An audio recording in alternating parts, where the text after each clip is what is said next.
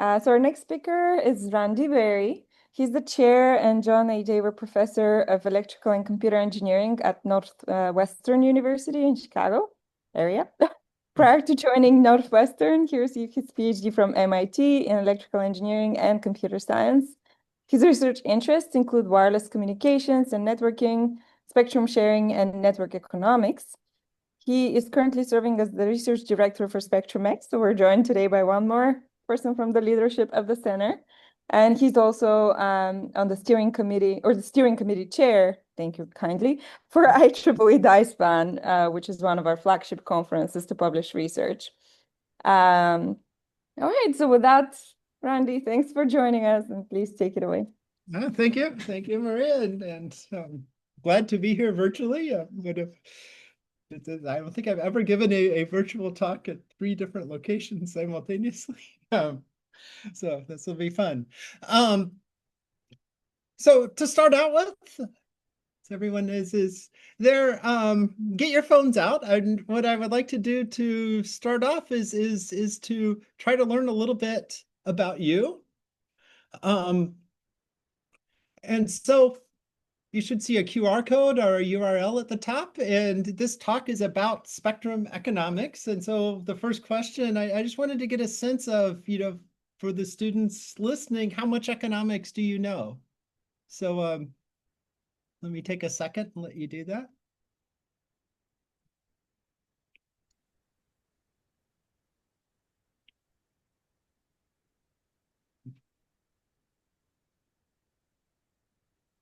Hopefully this works. All right.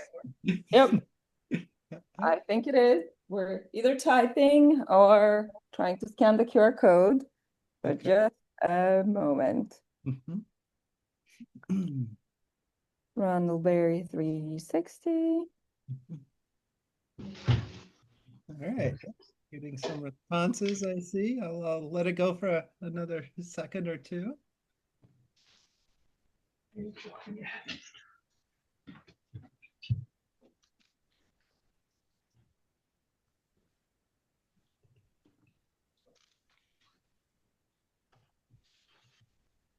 All right, lots of responses. Good.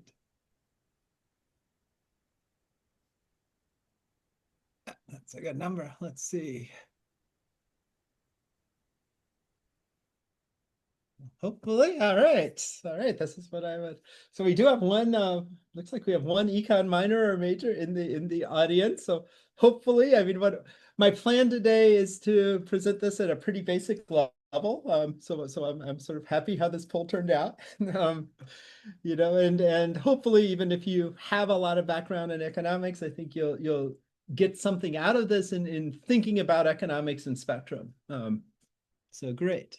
Let me do one more. So here's another one. I think you have to scan again. So for this one, just think of the first word. So if I say, if I'm going to talk about economics and wireless spectrum, perfect. Expensive and auction. Great. Scarcity. Fiber. Interesting. 5G, Visi, allocation, dollar signs, Wi-Fi. Okay, good. So we're going to touch a little bit. We're going to definitely talk a little bit about auctions. We're going to talk about Wi-Fi and cellular 5G and several of the other things that here. So great. Great. Oh, Maria. not. Sorry, I thought you were asking for my name first. All right, cool. Yeah, okay. Good. So why economics and spectrum? I put a few things here. I think from the word cloud, I'm sure everyone is sort of thinking along these lines. So, one, spectrum is a hugely important input to multiple industries. So what I mean by that is if you are like a cellular provider like AT&T or Verizon, you need spectrum to offer your service. You can't do it without that. And these industries that use spectrum create large economic value. And so discussions of spectrum often come back to thinking about the economics that are involved there. Policy decisions, as I said, are often driven by these types of considerations. So, what is good for the economy? What is good for consumers? What is, these are economic questions that policymakers grapple with. The FCC has, a sizable group of economists that think about these types of things. And then the last one is something I would say is more just, thinking fundamentally is that economics, is really, I would say it's about allocating limited resources to agents that have competing interests.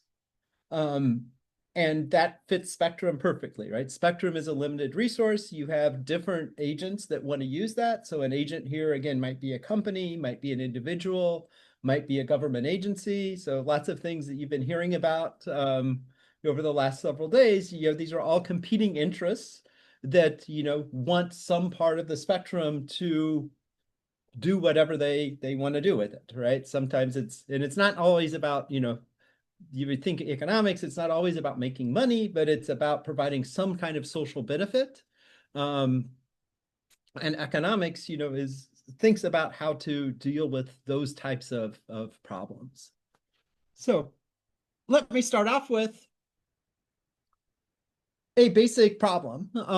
And I'm going to start off with talking about commercial use. So suppose you have a band of spectrum that the government decides it wants to make available for licensed commercial use of spectrum.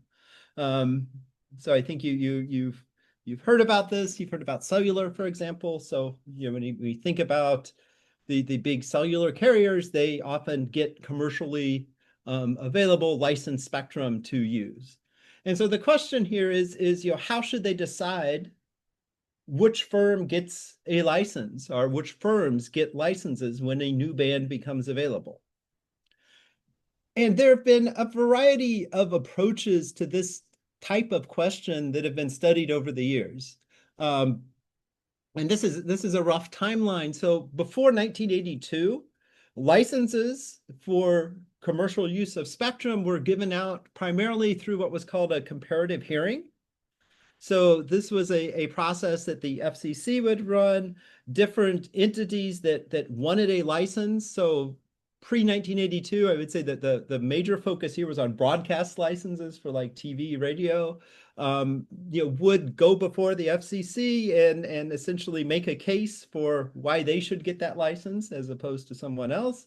And the FCC would, think about these different cases. They had different criteria that they would look at, and they would just make a decision. They would make a decision on who got the license, taking into account, the case that was made, competitive concerns. There was with broadcast, there was a desire to have local ownership. So if you were like in the local region that the broadcast license would cover, you would be preferred to someone that wasn't in that region. So there were things like this that were part of that process. It was a slow process in general, and that one could argue that the rules and the decisions, were somewhat arbitrary. How do you decide which things get weighted when making these types of decisions? There were various court cases, in fact, challenging some of the outcomes of comparative hearings. In the 80s, there was a desire to kind of move away from these. One of the first things that was tried were lotteries. So there was a time between 1982 and 1994 where spectrum was given out by a lottery. So if there was, say, a band of spectrum for some use,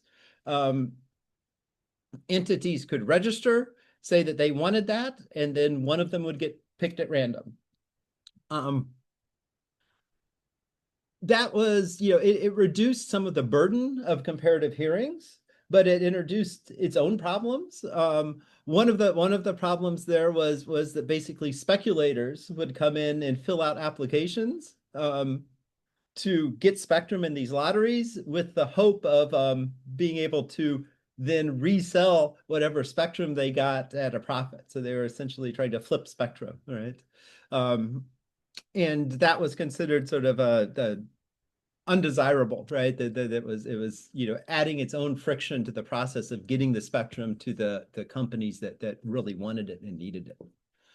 And then in 1994, this is where spectrum auctions started. So auctions was one of the first things that were mentioned in our word cloud earlier. So auctions haven't been used forever. They really started in the 90s, and they required Congress to actually pass a law that gave the FCC the ability to run auctions and collect revenue from the entities that were bidding in these auctions. And so auctions, they were motivated by a long history in economics. There have been several Nobel Prizes given out to economists that worked on auction theory. And so when an economist talks about an auction, there's really sort of three things that you need to specify. You need to specify, how do people bid? What does it mean to submit a bid in an auction? What are the rules for determining who gets, in this case, a spectrum based on the bids? And then you have rules for charging payments. How much do you charge people? And again, based in part on their bids. All right. And one of the most common examples of auctions that you're probably familiar with from various settings are what are called a first price sealed bid auction. So what is this? This is an auction where you have one item. You have one item, let's keep it simple, it's for sale. And bidders simultaneously submit bids, sealed bids. So it's like everyone writes down how much they want to pay for that item on a piece of paper, puts it in an envelope, gives it to the auctioneer. The auctioneer opens these envelopes, looks at all of the bids, sees who has the highest bid, who's willing to pay the most for the item. It gives the item to that person and it just charges them their bid. Okay. And the other bidders, they don't get anything, but they don't pay anything. Okay. So it's only the highest bidder wins, and it pays the highest bid. That's what the first price refers to. The first price is the highest price. So the first price wins and you pay the first price to get the good. All right. So make sense? Like I said, that's probably the most basic type of auction. And so let's think of an example. So I want everyone to do this. So everyone think of a number between 0 and 100. You don't tell anyone, just think of a number. That number that you thought of is your value for an item that's up for auction. Okay? So that's how much you think that item's worth. And now you need to decide how to bid in the auction. And what you want to do is you want to maximize your net gain. And what your net gain is the difference between your value and how much you pay. So for example, if the number I thought of was 50 and I end up getting the good, I win the auction and I bid 40, then my net gain would be 50 minus 40, which is 10, right? And I'd like that to be big. So, and I don't want my net gain to be negative. So if my value was 50, I wouldn't want to bid something like 60 because then, I would be actually paying 60 for something that's worth 50 to me. All right. So think about how much you would bid. So you have an item, you think about how much you bid. I was trying to see if I could come up with a way to just run this auction. I couldn't do it remotely. So just think about that. And instead of doing, instead of actually running the auction, let's do this. Another poll. And all I want to ask is how was the bid you came up with compared to your value? Was it less by 10 than your value, say? Was it between 5 and 10 less? Was it between 1 and 5 less? Was it equal to your value or was it greater than your value? And so let me know what you thought of, and let's just see what we see here.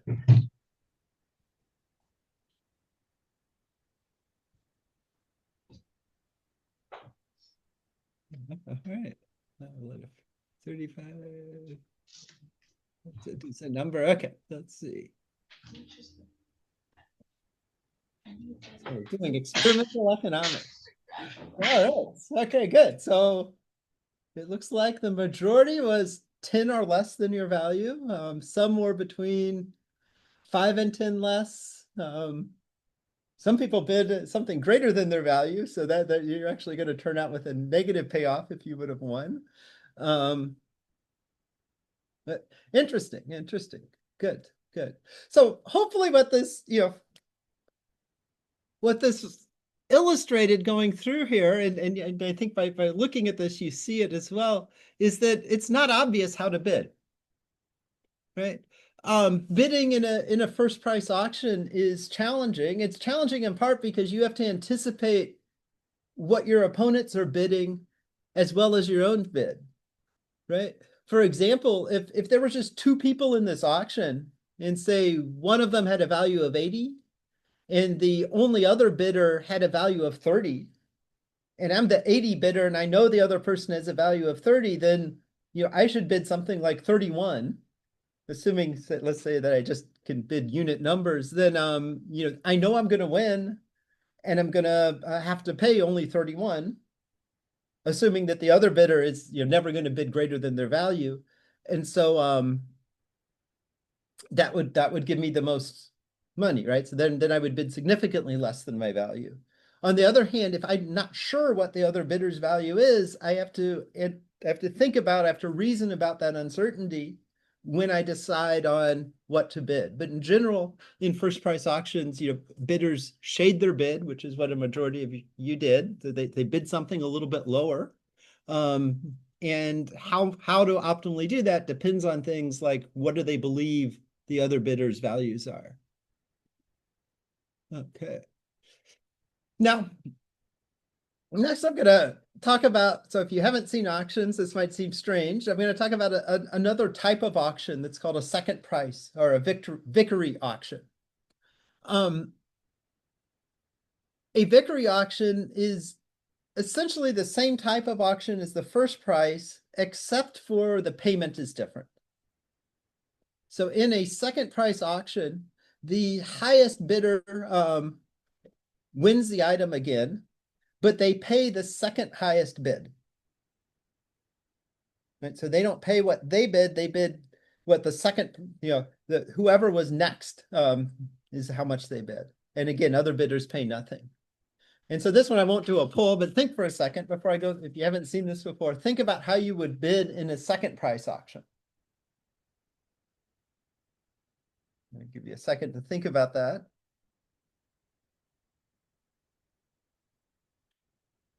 All right.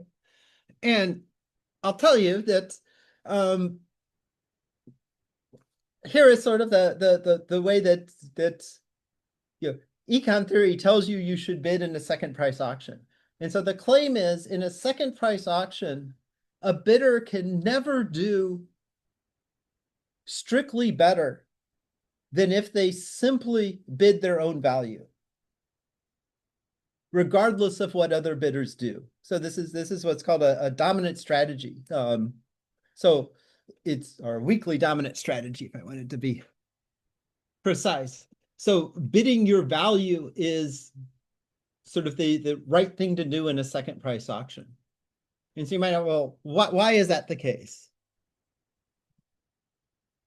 And it involves just sort of looking at the different possibilities. So suppose that you bid your true value and you won the auction.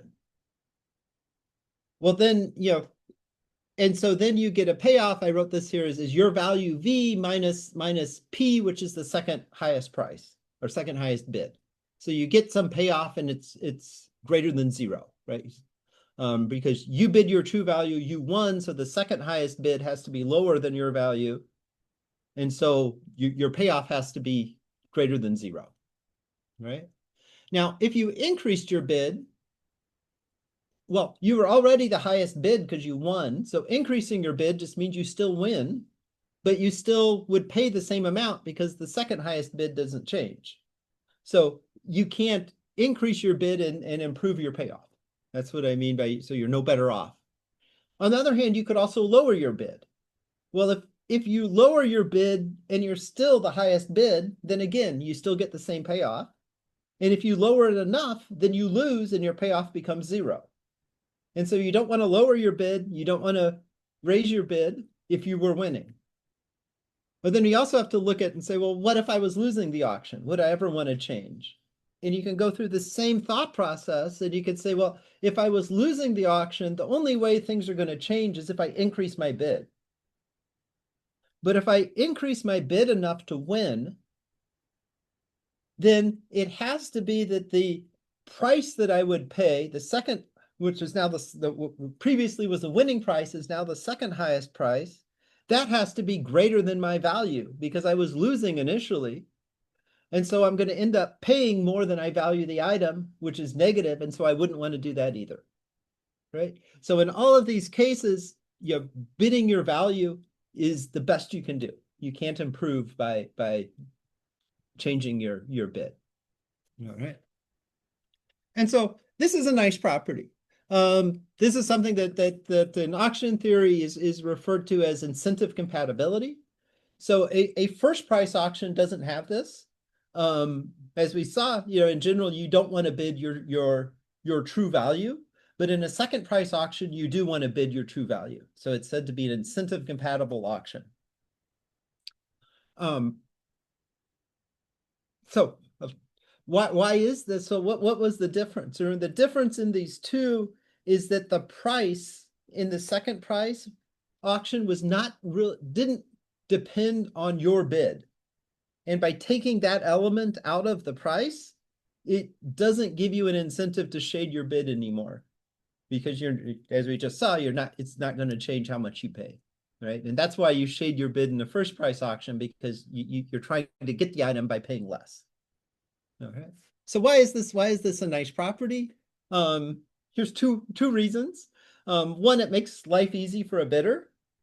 Right. So once you know this fact, now if someone shows you a second price auction, it's sort of easy to know what to bid. You don't have to think through and think, well, should I bid a little less or how much less? And what are other people doing? So it's simple to bid. That's one nice thing.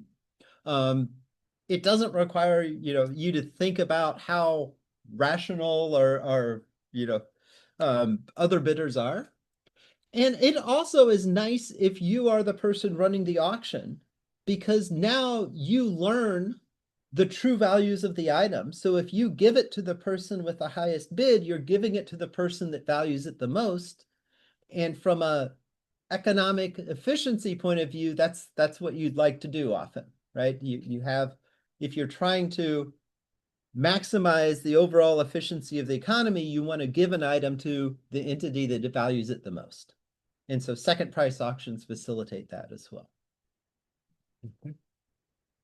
Now, the reason we talked about this is loosely you can say that the auctions that the FCC runs for Spectrum are somewhat like a second price auction, but they're not a sealed bid auction. Instead, they are an example of what's called an ascending price or a English auction. And again, this is something that's probably familiar to you if you think about like how they show auctions for art or something on you've watched one on TV or in a movie or something. And so how an ascending price auction works is you have an auctioneer, and they announce ever increasing prices. So they start out for say $1, and who wants this for $1? Then if several people raise their hands, they go up to $2, then $3 and $4, right? So the price keeps going up, and they keep raising the price. If it's a single item, they would keep raising the price until there's only one person left. And then the last person with their hand up that says that they want the item, they get the item. Okay. And they pay whatever that final price was. Okay. Now, if you think about this a little bit, you can see that the result of a ascending price auction is going to be essentially the same as a second price auction that we just talked about. And why do I say that? Well, let's assume again, so the assumption here is that I'm going to keep my hand up for the item until the price passes my value, right? Because once it passes my value, then I'm getting a negative amount for that item, so I wouldn't want it. And so you're going to have, several people with their hands up, and the right before you go to just one person left, it has to be that the price ascended just past the second highest value, right? So it goes just past the second highest value, and then that person puts their hand down, and so the price that ends up getting paid is essentially the second price. Okay. And so the FCC, when it runs auctions, actually runs auctions that have this flavor to them, things that are called clock auctions. So the price goes up over time as opposed to a sealed bid. So the question here to think about is, well, why do they do that? Why run an ascending price auction as opposed to a sealed bid auction? I mean, a sealed bid at one hand seems easier. You just collect bids once and you're done. This, you have to run multiple rounds. And as we'll talk about later, these can take multiple days. There's a few reasons that people point to for ascending price auctions. I'll mention three of them right now. One of these is in an actual setting, a bidder might not exactly know how to value the resource, or in this case, a band of spectrum. They might have some ideas on what that spectrum might be worth for their business, but in an ascending price auction, as these rounds go through, they get to see what other bidders are doing. So if you think about a piece of art, maybe you're not sure that piece of art is worth a lot, but if you see a lot of people with their hands up, then you might think, oh, this piece is worth a lot. I should put my hand up too, right? So having this kind of ascending price, it lets you learn a little bit about the value by looking at what other people are doing. Another thing is privacy. In an ascending price auction, since you don't submit your value, the winner's value is never recorded. It's never submitted. And so they get to keep that, all you know is that they valued it more than the second price, but you don't know how much more. You don't know if they valued it, $1 billion more or just, $1 more. And so that's considered to be an advantage to bidders, in that they get to keep that information. The winner gets to keep that information private. And then finally, it's easy for the regulator to explain who won and why in an ascending auction, right? They run this, and at each round they show who's still in, and at the end there's one person in and they won, and they don't have to divulge any information that was submitted to them beyond that. Okay. So because of these reasons, ascending auctions, or what are called dynamic auctions like this, tend to be what are used for spectrum in practice. So I guess I answered that question before putting it up. So another question, so far I've just talked about allocating a good and trying to get it to whoever values it the most. Another part of auctions that I think feeds into some of the comments made earlier is revenue, right? One thing that spectrum auctions do is they raise revenue for the government, and the government is often looking to raise revenue. If you follow recent events, the recent spectrum language has largely been about raising revenue. Are second price auctions good for revenue? Could be one question. Are they better than, say, a first price auction or some other type of auction? There is a result in auction theory that I'm not going to get into because it's somewhat technical, but it's what's called the revenue equivalence theorem. It's a really interesting result that shows under a pretty general set of conditions, any auction that gives the good to the highest bidder, so like our first price auction and our second price auction, will have the same expected revenue. And so I just step back and I'd say, what do I mean expected revenue? Well, so the setting here might be one where you have bidders whose values are chosen randomly from some distribution, and you're looking at the expected revenue over, possible choices of these bidder values. And everyone knows what this distribution, so this is what's called a Bayesian setting. So everyone knows these things, and in this type of setting, you can prove this type of result, which says basically, the format of the auction, as long as you're giving it to whoever the highest bidder is, it doesn't matter. Okay. Now, you could ask, well, could I do better? And what that tells us is the only way you could do better is to have an auction where the highest bidder doesn't always get the item. And there is one way to modify this, and that is through what's called a reserve price.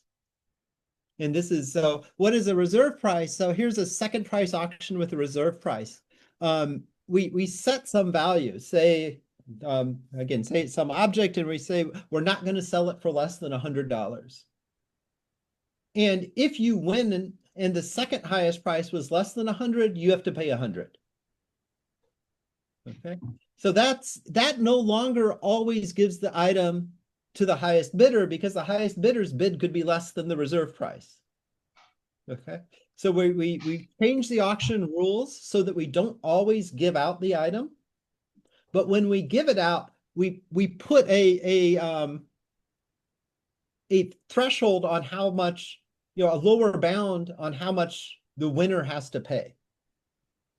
And it turns out that, if you look at, again, in sort of a setting where values are chosen at random, if you set this type of reserve price, you can show that in expectation, you can improve the revenue. Right? So sometimes there's going to be, and you're kind of balancing out these two facts, right? So sometimes you're not going to give it out, which is going to give you lower revenue because you're not going to get anything. But when you do give it out, in the times when the values are chosen so that you do give it out, your revenue is going to tend to be higher because of this reserve price. Okay. And in fact, reserve prices are used when the FCC runs auctions. They put reserve prices on the spectrum bands. And there have been, examples of auctions where particular licenses don't meet the reserve price, and so they aren't awarded in that auction. Right. So this does play out in practice as well. Randy, Yeah. we have a question in Charlottesville. Okay, sure. My question is, for second price auction, what if someone bids, the first person bids what if the highest bidder is an exorbitantly high price, and then the second person is forced to fold because then if they exceed that price, they have to pay that price? No, right. So well, first of all, if this was a sealed bid auction, when I submit my bid, I don't know what the other person has done. Right. So I don't know. Now you could have like a Bayesian setting where maybe I have some belief on what they're going to bid. And if I believe that their bid is going to be exorbitant, then I would fold, right? I might say, well, I might decide it's not worth my time to participate, or I might just submit a bid and know I'm going to lose.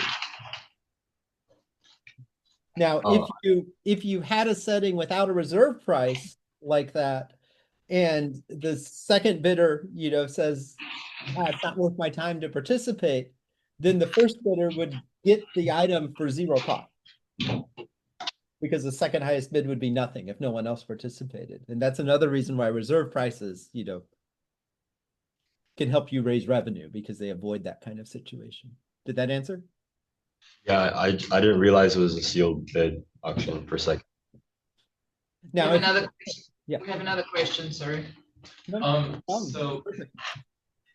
So in this situation, how would they know kind of how to set the reserve out? Do they have an understanding of what it should go for? Yes, yes. So that's a great question. So like if you're the FCC now, you're going to run an auction. How do you set reserve prices? So what they do is look at previous auctions for similar bands of spectrum and use those to set some kind of reserve. But yeah, that's definitely that is something. That's why the FCC. Well, that's one reason why the FCC has economists, right? Too. And in fact, so I'll mention this in a second. In some auctions where they're offering spectrum around different locations, the reserve price could depend on the location, right? So like a reserve price for say a license. So I'm in Chicago, covering Chicago might be much higher than one in a more rural part of the country. So that's also a knob that can be used in designing the auction. So, which makes me think, what is the spatial granularity when you go to bid for So spectrum? it's a perfect question. So I'm going to give you an example of one next. So here Hi, is example. but Randy, maybe, sorry, I kind of jumped another question from a student in the audience, which was sent over the chat. So could you Okay. explain again the need for a reserve price if the organization already creates the starting price? So I mean, effectively in a ascending price auction, the reserve price is the starting price. Mhm. Right. So if you didn't have a reserve price, in an ascending auction, you would start with zero, right, and go up from there. Right. So essentially in the FCC context, they're the same thing. Right. Right. Okay, so spatial granularity. Oh, but we do have one more question in Albany. Go ahead. Good. This is good. Like what happens to that band of spectrum? Like, does it go back in the pool? Does it have enough? Right. So for spectrum chunks that do not, where the auction does not meet the reserve price, what happens? Do they go back to a pool? Do we run another auction? Yes. So what happens when the auction fails? Yeah, I mean they are. I guess the pool, right? They're not allocated, and so in some cases the FCC may come back later and do a different auction or do a different proceeding on that band of spectrum. That's right. All right. Thanks. Yeah. Okay. Andy? Yeah, Randy, real quick question. Does the FCC setting the reserve price somehow signal an anticipated value of the license and therefore influence the revenue that's generated? Like if they didn't issue any reserve price, how would that compare to the auctions where they are providing reserve price? That's a good question. I mean, I guess at some level that they are signaling something about what they think the value is. I would suspect, at least in these like the big cellular type of auctions, that the bidders themselves, at least the large bidders, probably also have their consultants that would give them a very similar number. So I don't know if it would have a huge impact, but on smaller scales, like say the CBRS is an example, right? I mean, I don't remember what the reserve prices, how they were set there, since that was a very different, or if there were some. That's an interesting one. But yeah, so I guess my short answer is yes, they would, and if you didn't do this, then it would fall on the basically that the bidders themselves would have to do more work to figure out how to bid. Okay. Thanks, Andy. All right, so here's an example that I think hopefully helps addresses one of Maria's question. This was a recent auction. In December 2020, the FCC did auction 107. So these auctions are numbered. So I think that means it was their 107th auction. This is for licenses in what's called the C-band, which is in the upper 3 gigahertz. So 3.7 to 3.98 gigahertz was the band that they were auctioning off. And they weren't auctioning one license, they were actually offering 5,684 different licenses. And there was two ways that these were done. So first of all, within the C-band, they divided this up into 14 subbands, each one of 20 megahertz. So you take that, so they were essentially auctioning off, what is that, 280 megahertz of spectrum, but in subbands. So you could bid for one of these 20 megahertz bands or several. And they divide the country up into what are called partial economic areas, so PEAs. And on the right of the plot, you can see what those look like. So that's sort of the spatial granularity that they were offering these licenses. Now, this is one example. So if you go back historically, there have been different geographic units that have been used. Sometimes they've been bigger. There's some examples where they've been smaller. So it's not the same in every auction.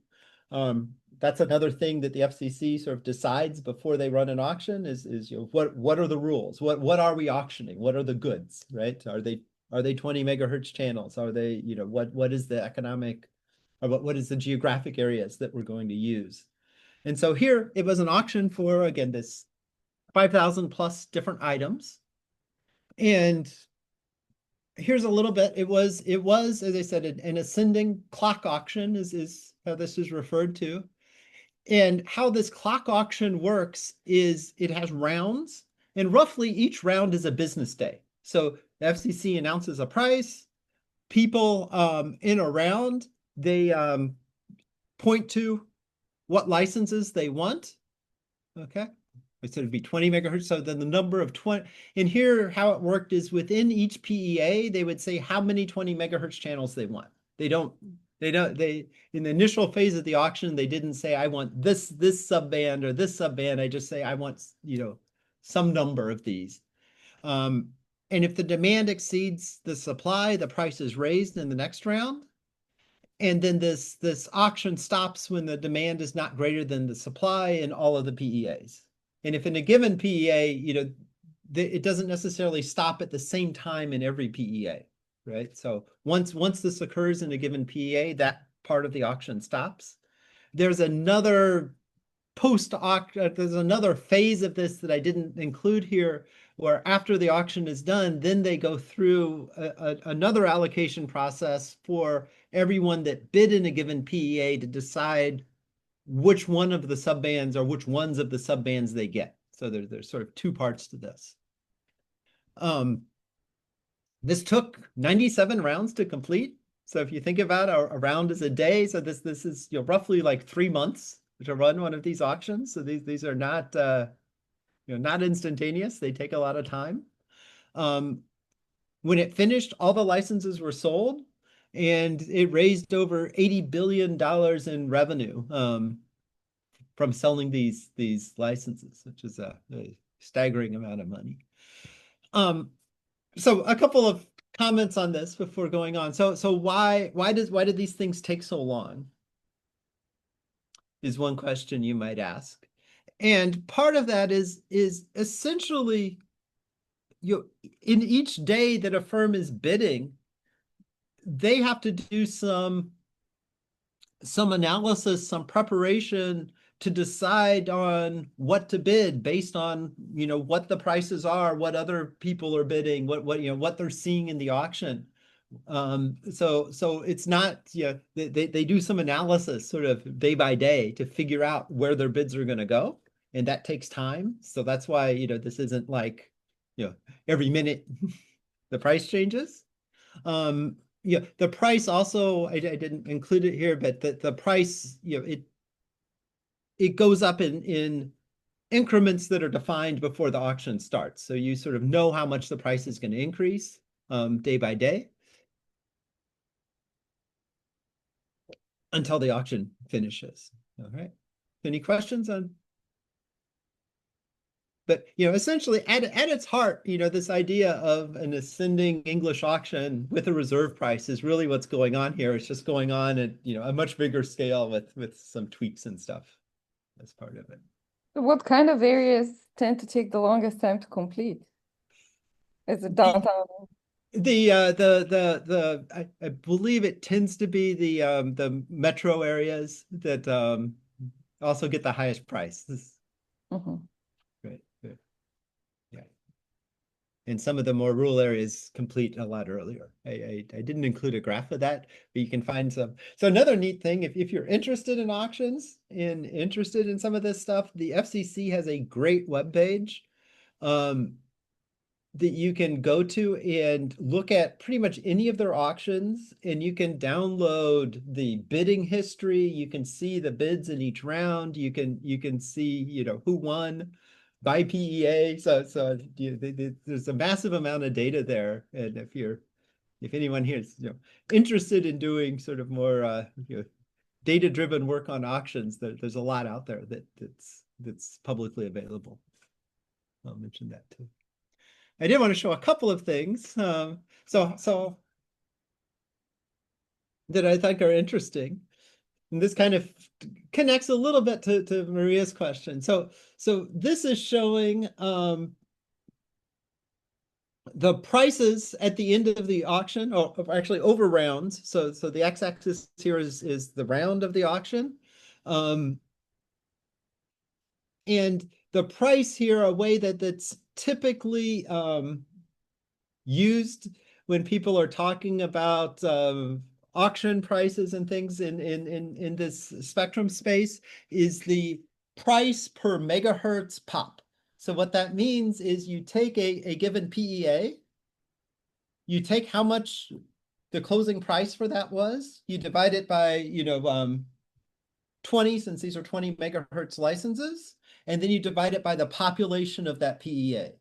And so it's trying to get at the fact that sort of, you know, intuitively, people are going to pay more for PEAs that have more people in them, and it's trying to normalize that in some way to compare.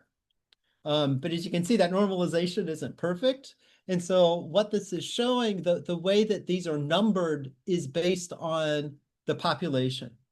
So markets 1 through 20 are the 20 most populated PEAs. So that's like New York, LA, San Francisco, Chicago, those types of markets. So that's the blue curve. The green is the next 30. So these are sort of still metropolitan, you know, probably I don't have a list in front of me, but you know, large cities, but not the largest, right? And then you go down to the next 50 in magenta, and then the remaining is the orange. Okay, and you can see clearly that the price per megahertz pop is higher in the more populated PEAs, even after normalizing by population. Interestingly, the second tier, the 21 to 50, is actually a little bit higher than the first tier. So, and then the you know, the smaller markets are at the bottom. All right. And you can also see, this is an aggregate. You can see how the prices evolve. So in the first, you know, roughly 50, 55 rounds of the auction, the prices are changing a lot. In the later rounds, they're not changing because in many of these, they've you know, probably already stopped, and it's probably only a few markets that are still involved that the price is still changing in. All right. Here's another one. So this is a plot that's looking at the end of this auction, the aggregate demand by bidder per round. And why I put this up here was to show the top. There's clearly 3 that are you know, paying the most money in this auction, and they are the 3 that you would expect, right? The red is Verizon. So Verizon's paying, you know, close to 45 billion. Then there's AT&T. AT&T is about at 20, mid-20s, I'd say, low 20s. And then the magenta, appropriately colored, is T-Mobile. And it's down at the bottom there with, you know, around 10 billion. And then you have some of these other bidders that are you know, much lower in terms of, you know, where they're submitting their bids. All right.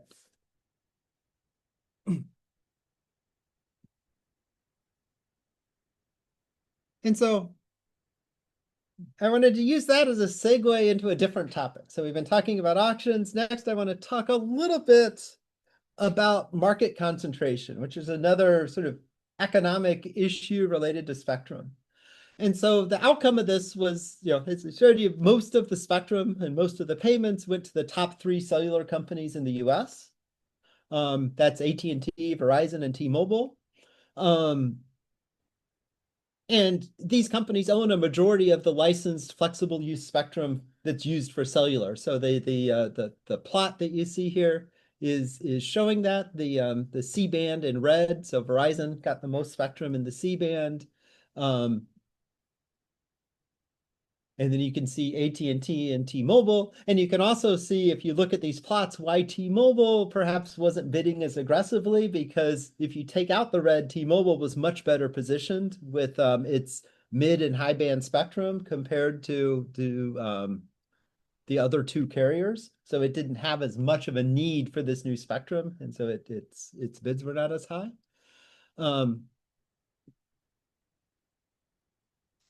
And then you can see some of the others. So Dish, US Cellular, and Cable Company, which is I think a consortium of some cable providers.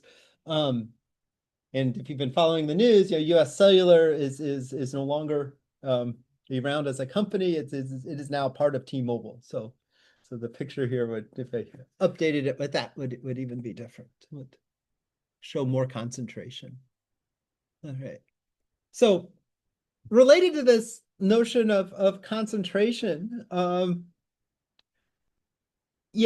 just mentioned the US Cellular acquisition by T-Mobile. Earlier in 2020, there was a merger between Sprint and T-Mobile. So prior to 2020, there were 4 major carriers in the US: Verizon, AT&T, Sprint, and T-Mobile. Sprint and T-Mobile combined, this is what's sometimes referred to as a 4-to-3 merger. There have been several other of these around the world, sort of in the same time frame. And a question economically is what's the impact of this? Is this a good thing? Is this a bad thing? And so we'll talk a little bit about that. But before I do, let me ask. So, are these good? Is having three firms, 3 large carriers better than having 4, or worse for consumers? Is having all of this concentration in spectrum good?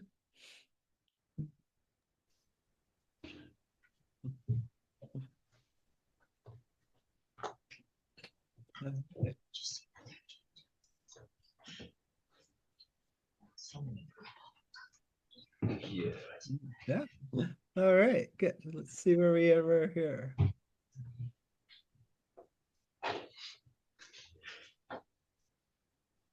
All right. An overwhelming no. A few yeses. Okay. Okay.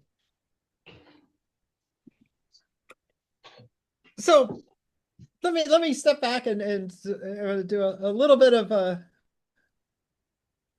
econ kind of 101 modeling. One way to think about these kind of questions, so that's used in economics, industrial organization, is what's called Cournot competition. So this is a basic model where you have a set of firms, and these firms are choosing, they're all in the same market. They're choosing some amount of goods to sell. So in our case, if these are wireless service providers, maybe they're trying to decide how many customers they want to target. And then once they decide on how the quantities that they want to sell, there's a price that is determined by what's called a market clearing price. So the idea here, which you can sort of what the figure on the right is showing, is there's some demand curve where as these firms sell more items, the price that they can charge to actually sell everything is going down. Right, and this is sort of reflecting the fact, like if we think about wireless plans, is if we try to increase the market size, at some point you have to lower the price because some segments of the market might not be able to afford whatever price you were charging before, right? And so people, you set this up and you can analyze these things as a game using game theory, and looking at what's called a Nash equilibrium of this game. And so I wanted to say just a brief comment about that too.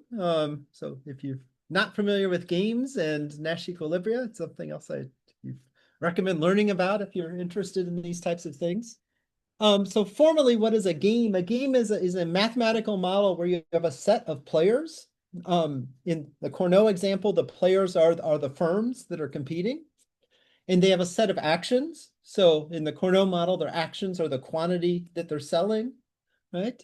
And they have a payoff. So the payoff in the Cournot model is their revenue that they're making, right? Which is the quantity times price. And the key in what makes these things a game is that these payoffs depend on the actions of all the players, right? So if my payoff just depended on what I was doing, then it wouldn't really be a game. It'd just be an optimization problem. But in a game, I'm trying to optimize, you're also trying to optimize, but our solutions interact. And that interaction is what makes games sort of more complicated and interesting than just a static optimization problem, right? And then one of the ways that people solve a game is through this idea of a Nash equilibrium. And essentially what that means is you want to find a choice of actions so that no one player can change their action and do better, right? Or the other way that this is said is no one can unilaterally improve their own payoff. So what that means is if everyone else is fixed at the equilibrium, and they don't change, then I can't do I can't change my action and improve. And if that's true for every player, then you have what's called a Nash equilibrium. And so there's a whole rich theory around Nash equilibria in games. Not all games have Nash equilibria. Some do, some don't. Some might have multiple ones. This Cournot model that I presented, the most basic one is a nice scheme in the sense that it has a Nash equilibrium and it's easy to find that Nash equilibrium.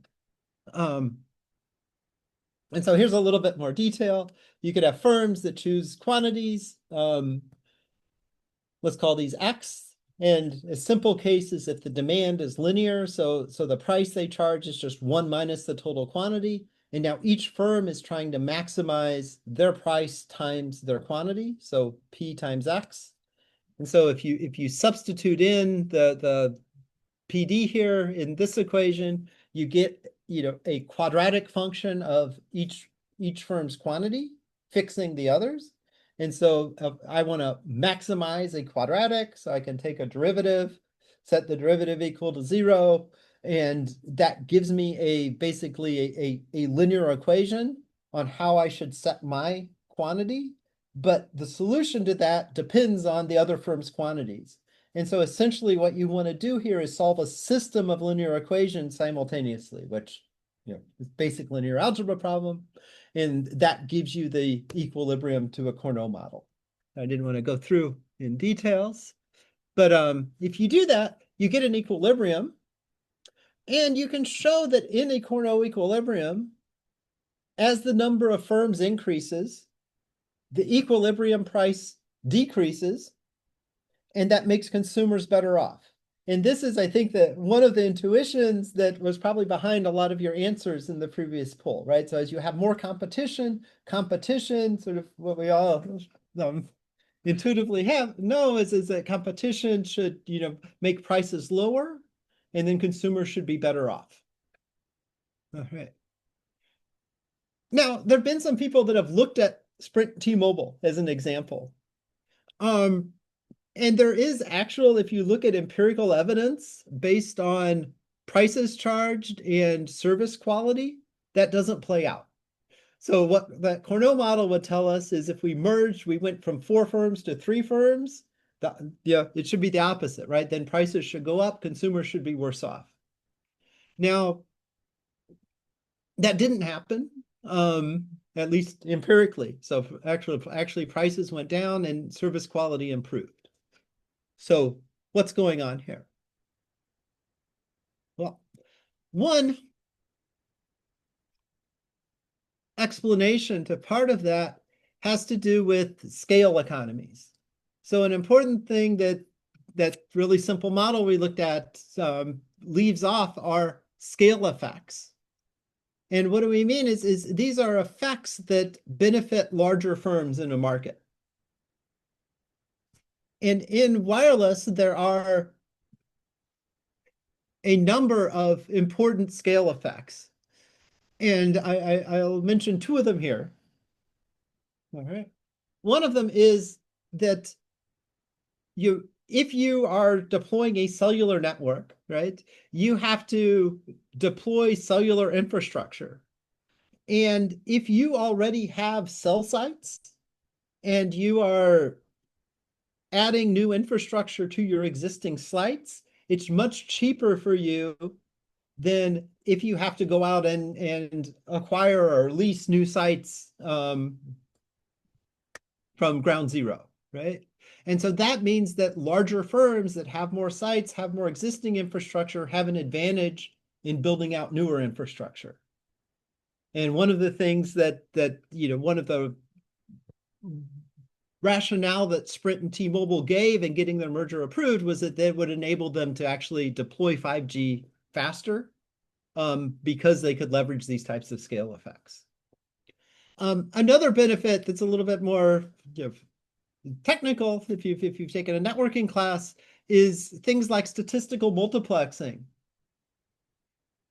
is an effect that says that if you have, basically if you have random traffic that you're serving with some amount of capacity, and you look at the performance, if you serve twice as much traffic with twice as much capacity, the performance gets better than if you had, half of that. So there's advantages, there's statistical advantages in just your ability to absorb and allocate resources over random traffic that play to your favor if you're a larger firm.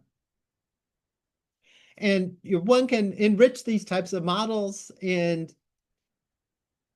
add these things to them. And we've done some work along that line. And you can show in general that should be that consumer welfare has sort of a U-shaped model in this. So what do I mean by that is, that if you plot the welfare that you would get in equilibrium versus the number of firms, in the classic Cournot model, consumer welfare would be just an increasing function. Actually, it should be an inverted U. I wrote that wrong. It would be just an increasing function in the number of firms. But here, it's going to be a function that increases at first because more competition helps. But at some point, it reaches a point where it starts to decrease because you start to lose some of these scale advantages. So you have this sort of U shape. And then a question for like a regulator, for example, is well, what's the sweet spot? And I think from what we've done and what some other people have done, the answer is there's not like one magic number. It's not that 4 firms is always the right number, or 3 firms is always the right number. It really depends. It depends on things like what does consumer demand look like, how much spectrum is available. The right number of firms, if you had twice as much spectrum as you do today, might be different than the number that you have under the current spectrum allocation. So there's lots of variables that play into this, and it's much trickier to figure out sort of how much concentration is good and how much concentration is bad in an industry like that than in an industry that doesn't have such big scale effects. Another thing I'll comment on going back to auctions is these scale effects also have a big impact on auction behavior, because when a firm is bidding in an auction, right, they are accounting for how much is it going to cost them to deploy new infrastructure in that band if they win. And so if it's going to cost them a lot more, they're not going to bid as much.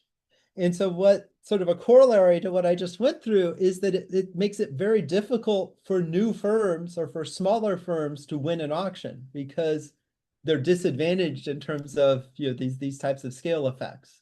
And so you would expect that Verizon, T-Mobile, AT&T in the US are going to be the big bidders because they can leverage their existing infrastructure. Now, that means it's challenging for new technologies, new entrants to enter. In some cases, you might want to facilitate that. And so there are ideas, there are things that are used. Two things that have been done is spectrum caps. So in some auctions, there are caps placed on how much spectrum any one firm can get. So like in our C-band example, you could put a limit and say, out of these, 14 subbands, any firm can get 3, right? And that's going to limit how much. There are also bidding credits that are used. So a new entrant, a rural provider, somebody like this, the FCC can give them credits, which let them bid higher than they actually would bid. And again, but then how to do this and how to set these things is, there's a huge economic analysis that goes into that and figuring out what's the best way to use these types of tools. All right, let me pause. Any questions?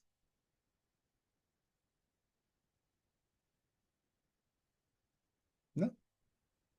All right. So I just have a few other things I wanted to talk about. So I think Andy this morning talked to you about like 6 gigahertz Randy? Wi-Fi. Yeah. Sorry, we've got one in Charlottesville. Okay. Hi, I had a question about, I guess, like the return on investment from the bidding, not from like a company perspective, but I guess from the perspective of the government giving out these bids. Over time, it seems as if like the 3 major broadband companies are like able to like leverage their infrastructure to acquire more of like the market share, but does it incentivize them to use the limited amount of like spectrum more efficiently versus if you had given it to, I don't know, maybe like more of like a merit-based or a different kind of system where instead of being service oriented, it was product oriented. Mhm. That's a great question. I think there are lots of debates around those kind of issues. I don't have, I don't know the answer. But I mean, I think there are, and kind of what I'm going to talk about with unlicensed gets into that a little too. There are different business models. The current approach sort of favors one. Yeah, I don't know an answer. I think it's a great question though. It's something great to think about. Thanks. All right. So unlicensed. So what I've been talking about is auctions for licensed spectrum, concentration in licensed spectrum. You've also, I think, had several lectures about Wi-Fi. This morning you heard about 6 gigahertz Wi-Fi, I believe. These don't require a license. And so since they don't require a license, they don't require an auction. There's no ownership, right? So concentration is a little bit different in that setting. And so then there's a question of if there is a band like 6 gigahertz and the FCC wants to make it available for commercial use, how should it decide? Should it be licensed? Should it be unlicensed? And so,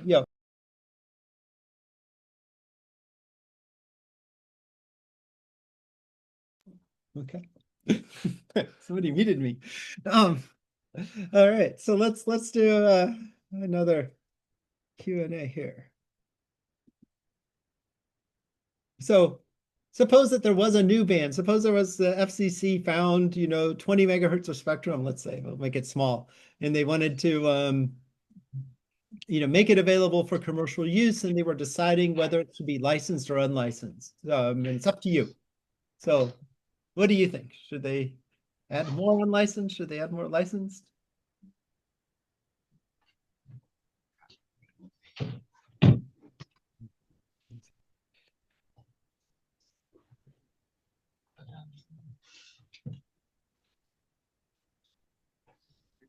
License.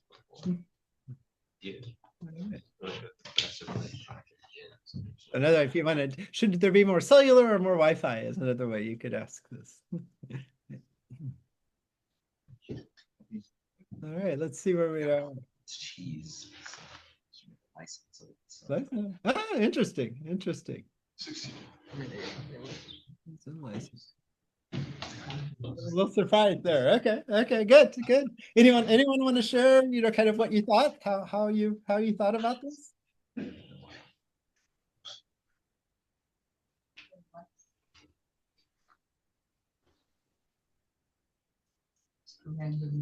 No?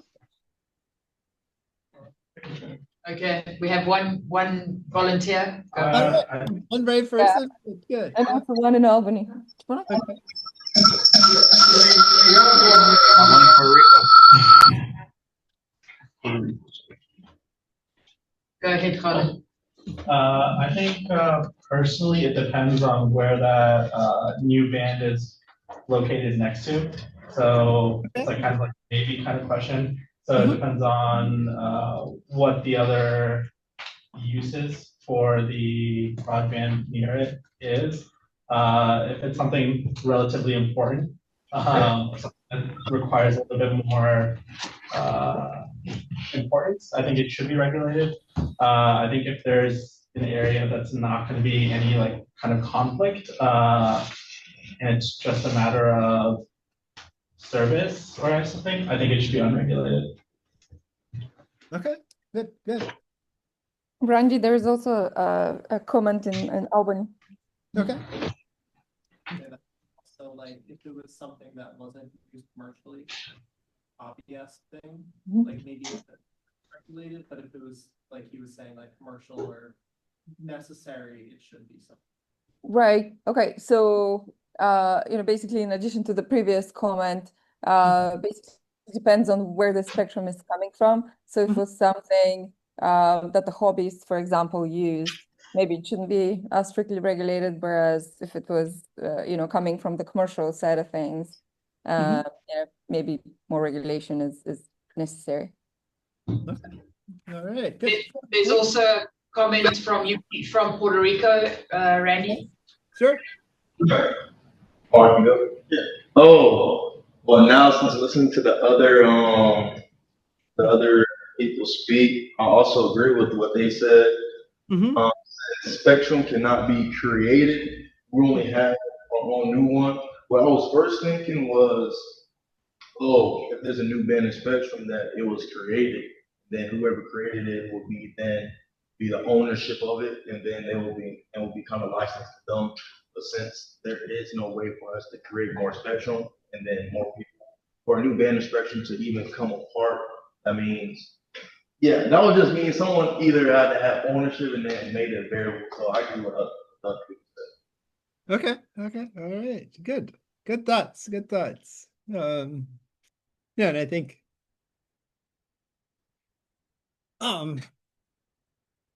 so here is kind of a one way to think about this. And I think you guys also raised some good questions. But so if you were the FCC, say, and you had this band, ignoring some of the issues about where it is, and I think those are all great questions too, or great thoughts. One thing you might want to do is as a regulator, ask, well, what would create the most value for society? Would it be more valuable for people if they had some more spectrum for their licensed cellular networks, or would it create more value if they had more unlicensed for their home Wi-Fi, right? As an example. But that's in my mind, that's kind of the question that you would love to answer. But that is actually, if you start to think about this is a really hard question to answer. And one of the reasons why it's a hard question to answer is that with licensed bands, you do have some economic data on how firms value that spectrum through auction prices, right? So you can view that as some kind of some measure of the economic value is so if I look at, okay, what did similar spectrum go for in the past, per megahertz pop, like we talked about, then maybe that gives me an estimate on how much this spectrum is worth if I would auction it. But now I want to compare it to unlicensed. But unlicensed, there's no auction. It's basically free. But it's worth, that's not to say that it's not worth anything, right? It's clear we all use Wi-Fi, or I'm using Wi-Fi right now. Many of you probably are. Wi-Fi has a lot of uses, but how do you put a price on that economically? And how do you compare that value with the value for licensed spectrum? And this has been an issue with lots of debates over the years. There have been various approaches that have tried to do this. One example is to look at unlicensed, and maybe what you should do is, look at all of the devices that are sold with a Wi-Fi chipset, for example. And there's other unlicensed uses besides Wi-Fi, but Wi-Fi is the biggest, right? So let's look at how many devices there are. What's the market for Wi-Fi devices? Total up all of those, and then that gives a number. Do you compare that number to the auction bids? That's problematic, right? I mean, you're not the bids and the auctions aren't the same as how much people have spent on cellular infrastructure and phones, and even those is the things that are using the spectrum are not necessarily the same as the value of the spectrum, right? The spectrum is an input. There's another example that someone mentioned to me is like, if you look at TV, you wanted to know how much is TV spectrum worth, and you could go out and say, add up the cost of all of the TVs that are sold in the country and say, okay, this is the value of TV spectrum. You would get a big number that I think most people would look at and say, that's not right. And why isn't it? Because that spectrum for broadcast TV, in many cases, people aren't even using it for their broadcast TVs, right? So that's the point I'm making, is that those devices are not the same as the spectrum that's used to support those devices. And untangling that when you don't have a clear market signal is a challenge. And so these are, currently, this is still something that's, these decisions are made by the FCC. They hear from both parties. They hear from the Wi-Fi community. They hear from the cellular community, and they make decisions.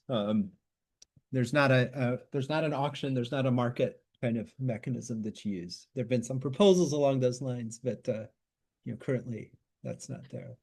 So Randy, maybe you'll get into it, but it's hard to compare two major internet broadband technologies. But when you start, so we've been talking about other uses of the spectrum a lot the past couple of days.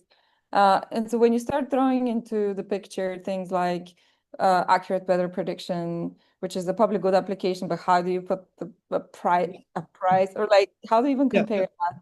Or if you consider the scientific applications like radio astronomy, like what do we do? What do we do? No, that's I was going to say a little bit about this at the end, but I mean these are similar questions, right? So now if you start thinking about non-commercial uses of spectrum, and you want to make economic comparisons on the value, this is a very, very tricky argument, right? How much value is in how much value is it to society for DoD to have a particular 10 megahertz band of spectrum? People struggle with those questions. I mean, there's, and I'll say a little bit more about that if I have time. All right, there's one more question in Albany. Yeah. So, because he said you can't really price it by the product sold. Can they price it by the number of people that have service? Yeah. So the question is, if we can't price it, fairly based on the number of products sold, can we price it based on the number of people that use the service? How hard is that? Or would it be more objective?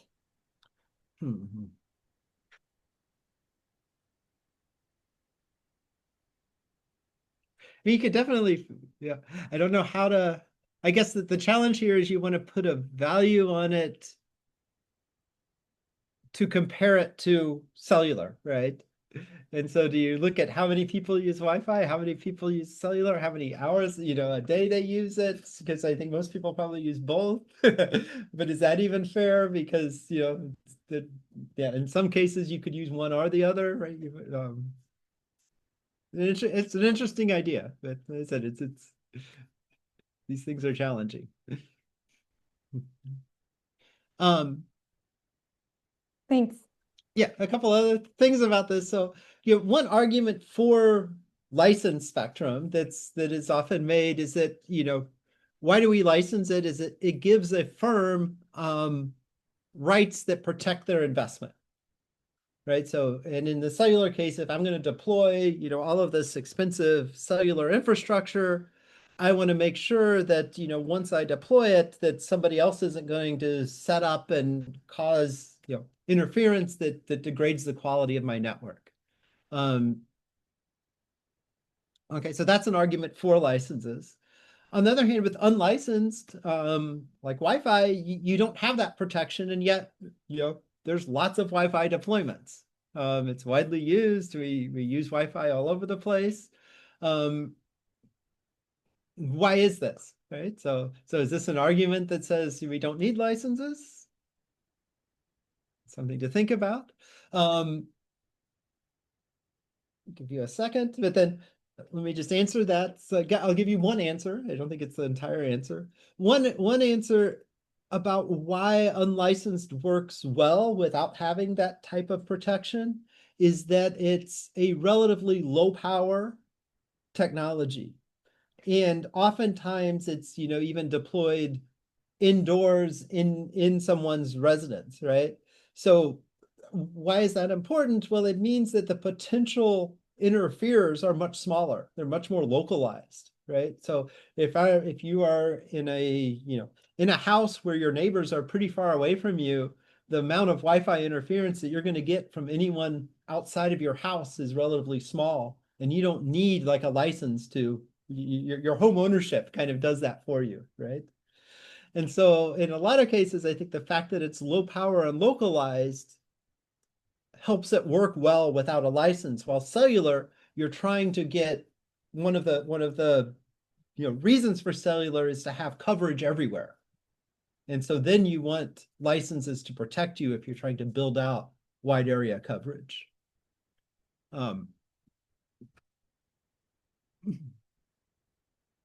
Maybe I'm running out of time. Let me skip this. I wanted to say a little bit, so I don't know. Have you guys talked much about like CBRS? Maria, in this?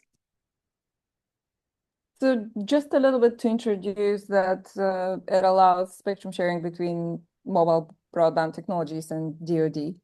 Okay. But not much in the technicalities of how it works. Okay, so I won't get into the technicalities here too, but I wanted to talk about it from an economic point of view, right? What about shared spectrum? What are the economics there?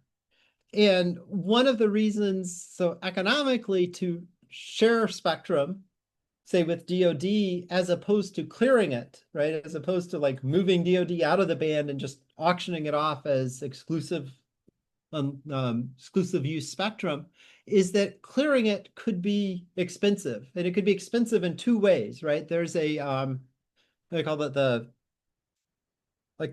technical cost of clearing a band of spectrum, having to say relocate whatever systems are there to another band. My understanding in the case of CBRS, where you have naval radar that's on ships, you would have to replace that radar. That could be quite expensive. And then there's also a social cost that kind of gets at what Maria was asking earlier, is that if you're clearing out that band of spectrum, whether it be, for say DoD or scientific use, what is the cost to that service? So are you reducing, whatever social benefit you're getting from DoD by moving it, or are you able to do it in a different band, right? So there's costs that are incurred. And by sharing the spectrum, by not moving whoever's in that band out, you don't impose these costs. And that's, to me, is one of the big motivations for sharing. It's trying to allow use of the spectrum without incurring these types of costs. Okay. But, and this is, I think, an important but to also think about is that sharing also brings its own costs.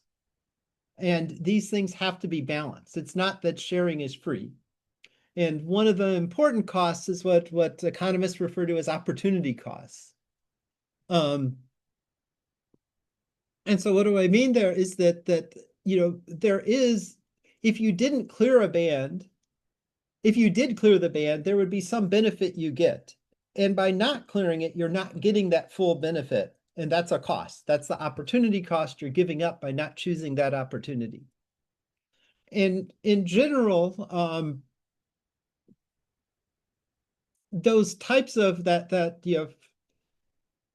if you have shared spectrum like in CBRS, where sometimes you have to give up the spectrum for the incumbent, it's less valuable than having spectrum that's available all the time. And this is a statement that, for example, the cellular industry has made.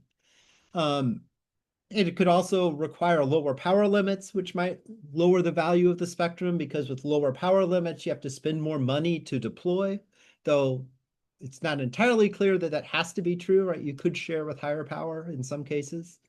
There might be costs in deploying and operating a sharing framework, and setting it up could take significant time depending on what the incumbents are. So, the point is that there are costs on both sides. So sharing avoids some of those costs I talked about, the clearing costs, the social costs, but it adds other. And so then there's a question of, well, how do you decide these things? And this is where I'll kind of touch on a little bit what Maria was asking earlier is well, you could try to sit back and think about what are the costs and values of different options.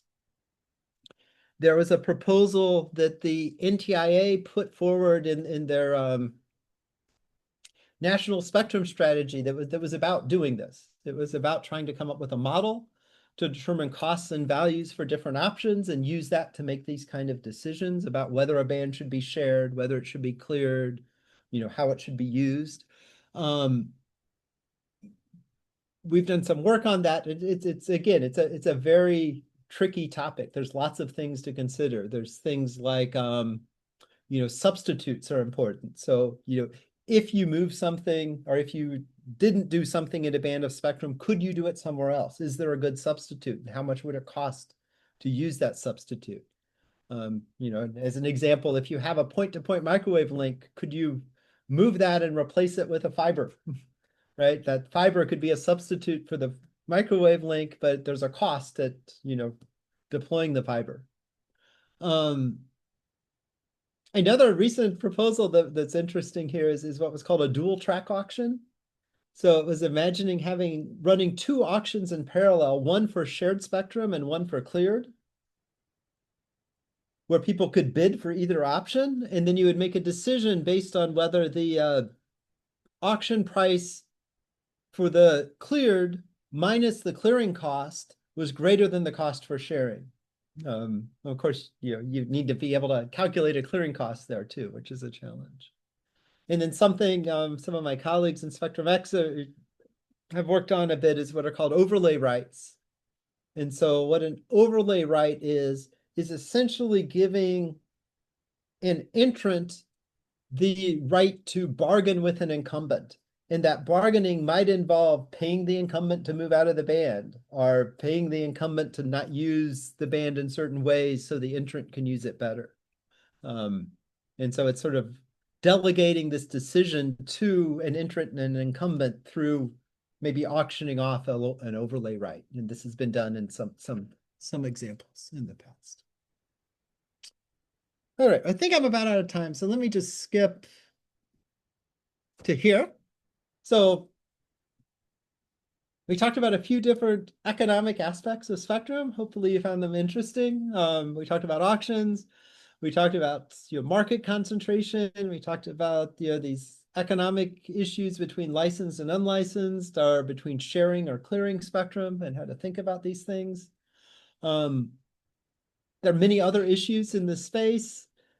balancing federal and non-federal use, which is again a big challenge, and also a big challenge in that you don't have sort of good economic indicators on the federal use. And how do you compare? How do you compare increasing spectrum for 6G versus decreasing it for DoD or some other use case? There are things I hinted at a little, but there's lots of interesting work around thinking about different forms of spectrum and how to incentivize innovation best. And then a little bit more kind of on the research side, there's also been work on what I call real-time markets. So the current approach, you auction spectrum for years, you run one of these multi-day auctions, and then you get a license, and your license is for 5-10 years and renewable, right? What if you had something that was much more real time? So you ran these auctions much faster, and you re-auction spectrum, on a yearly basis, or maybe even shorter time scales.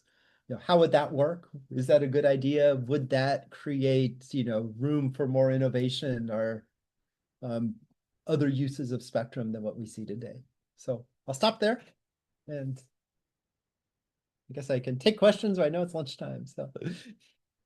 No, it's okay. We can take a couple minutes for questions, and we have one in Albany. All right. Real-time markets, like what would be the main benefit of having that quick, fast-paced renewal of license?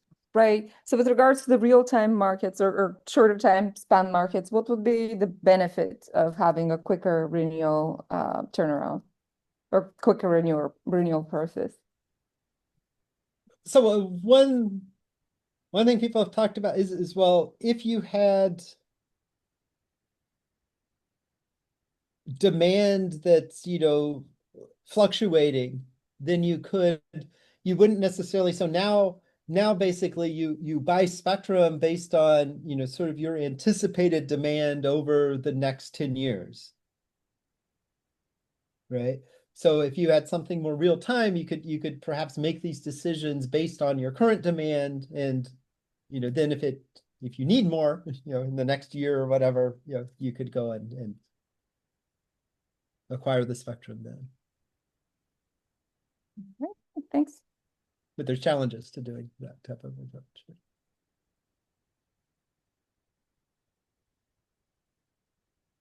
Anyone else? Any more questions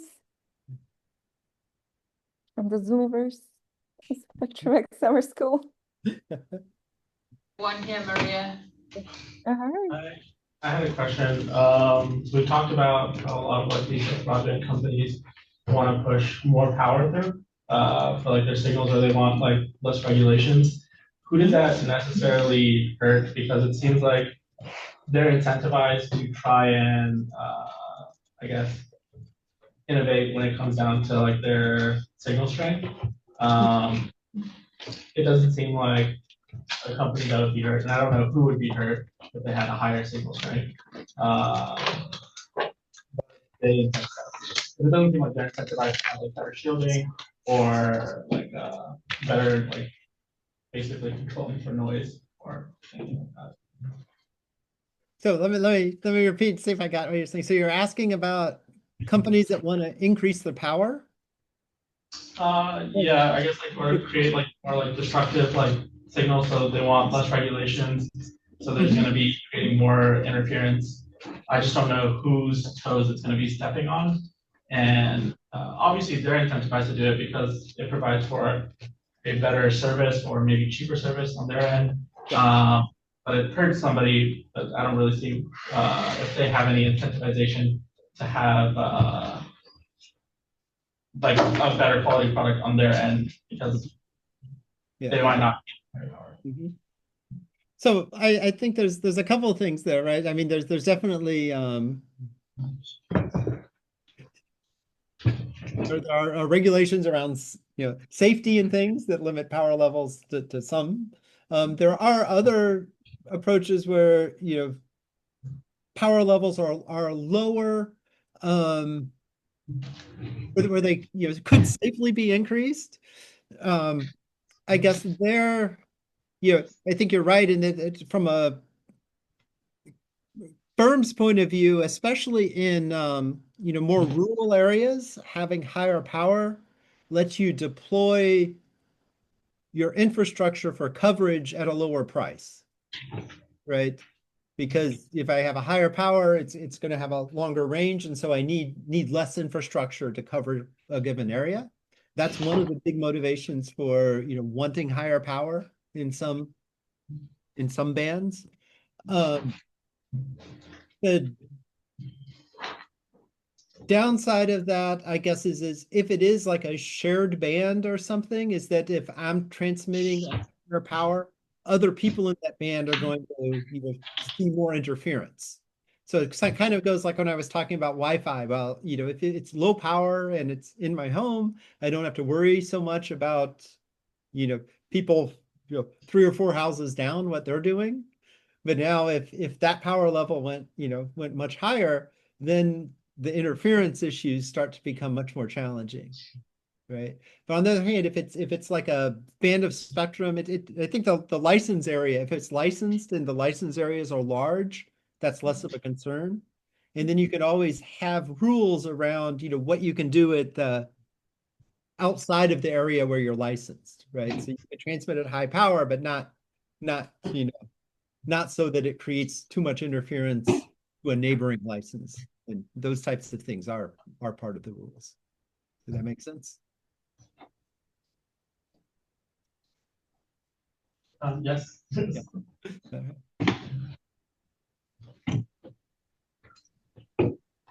All right. Any more questions or comments? In Albany. All right, going once, going twice. Thanks. Thanks, Randy. Let's thank the speaker again. Thanks, everyone. Enjoyed it. Thank you.